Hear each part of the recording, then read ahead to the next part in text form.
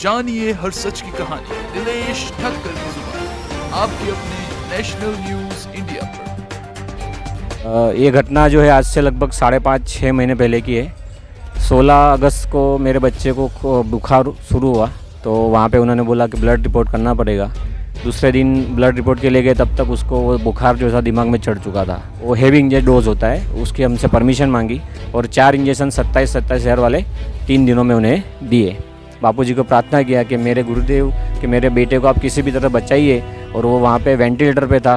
लेकिन यहाँ जैसे मैं प्रार्थना करके वापस गया तो तीसरे ही दिन वेंटिलेटर निकल गया और नॉर्मल उसको फिर सिर्फ ऑक्सीजन पे रखा गया 6-7 दिन तक। मतलब हम पूरी तरह से डर गए थे, घबरा गए थे अब क्या होगा, क्योंकि रिकवर होने के बाद भी वो पहले जैसा हो पाएगा नहीं हो पाएगा। डॉक्टर ने ऐसी शंका कुशंका सब बातें करके रखी थी। उसके साथ बापूजी की कृपा मिलती गई। उसको 15 ही दिन में जो नाक में एक नली डाली हुई थी खाना खिलाने के लिए, लिक्विड ही देना पड़ता था, वो 15 दिन बाद तुरंत वो नली निकल गई। दिवाली बाद वो स्कूल में भी जाने लगा और आज पूरी तरह स्वस्थ है। और बापूजी की कृपा से उसको बापूजी ने पूरा नया जीवन दान दिया है।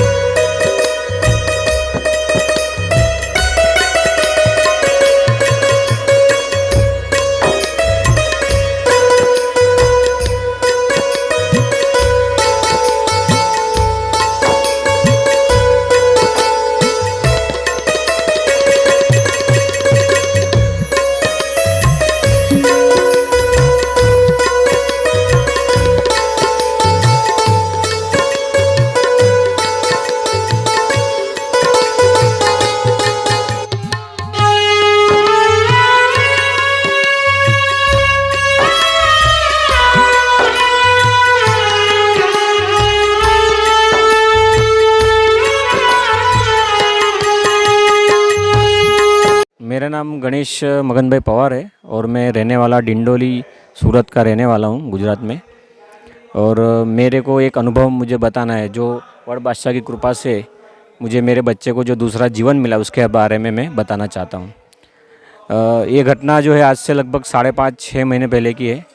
16 अगस्त को मेरे बच्चे को बुखार शुरू हुआ और 2 दिन तक लोकल डॉक्टर से हमने दवाई करवाई, लेकिन उससे कोई ज़्यादा फ़र्क नहीं हुआ। फिर जो उसका बचपन से जहाँ दवाई चलती उस डॉक्टर के पास ले गए, तो वहाँ पे उन्होंने बोला कि ब्लड रिपोर्ट करना पड़ेगा। दूसरे दिन ब्लड रिपोर्ट के लिए गए, तब तक उसको वो बुखार जो था दिमाग में चढ़ चुका था।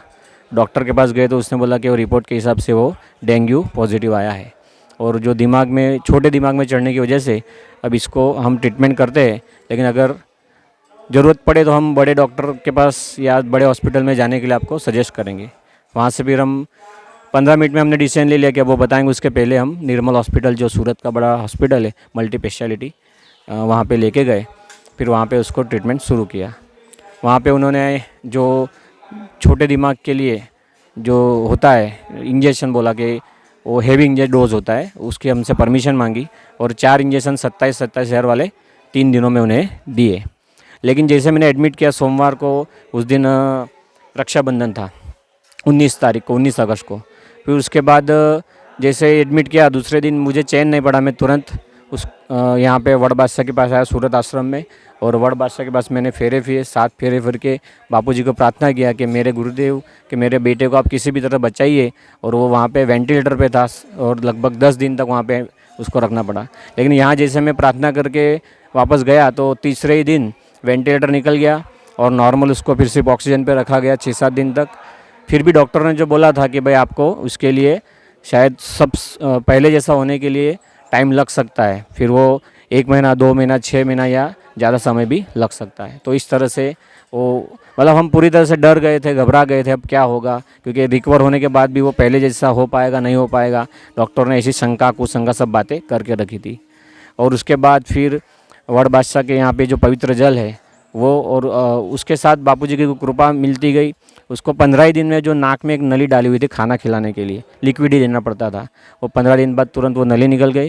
और उसके बाद लगभग मैं हर संडे को, मतलब 7 रविवार तक उसको मैं यहाँ लेके आता था। तब वो खुद चल के नहीं आ पाता था, लेकिन 7वां रविवार जैसे पूरा हुआ उसके बाद से तो नवरात्रे जब शुरू हुए तब से तो वो अपने हाथ चलने भी लगा, खेलने लगा, और नवरात्रि में जैसे जैसे गरबे भी करने लगा। और धीरे धीरे पूरी तरह स्वस्थ होके दिवाली बाद वो स्कूल में भी जाने लगा और आज पूरी तरह स्वस्थ है। और बापूजी की कृपा से उसको बापूजी ने पूरा नया जीवन दान दिया है। ये मेरा पूरा अनुभव मुझे आपको बताना था।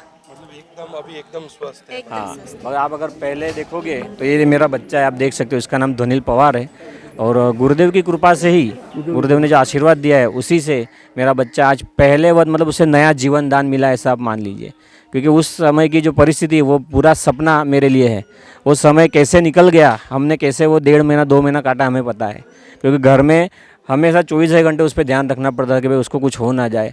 हमेशा मन में एक डर लगा रहता था, लेकिन साथ में एक दिलासा भी था कि बापूजी बैठे हमारे, और उनकी कृपा से ही उससे पूर्ण स्वास्थ्य प्राप्त हो चुका है। अब आप देखोगे तो आपको ऐसा लगेगा भी नहीं कि उसको कुछ हुआ था।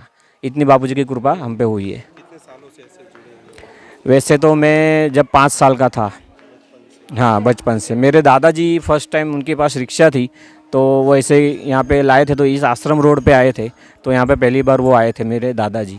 फिर मेरे बड़े चाचा जो है वो, फिर अब विलास भाई जो यहाँ पे सेवा करते हैं, शेखर है, ये सब लिंबायत समिति जो है उसके द्वारा हम सालों से जुड़े हुए हैं।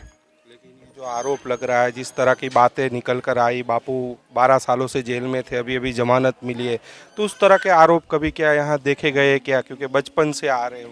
नहीं नहीं, ऐसा कभी, ये सारे आरोप जो है वो कोई मानने जैसे नहीं है, सब झूठे आरोप है। वो सिर्फ एक साजिश के तहत किया हुआ काम।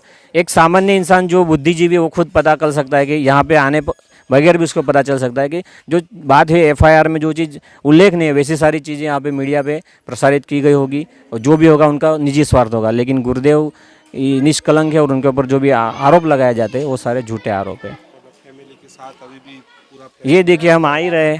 हमारा मतलब ऐसा नहीं कि कोई ऐसा महीना नहीं जाता होगा जिसमें महीने में 2 बार, कभी कभी हर संडे भी हम आते हैं और गुरुदेव का जो आशीर्वाद है हम प्राप्त करते हैं। बच्चा एकदम स्वस्थ? हाँ एकदम स्वस्थ है मेरा बच्चा। पहले से भी मतलब उसमें ज़्यादा एनर्जी आ गई है पहले से।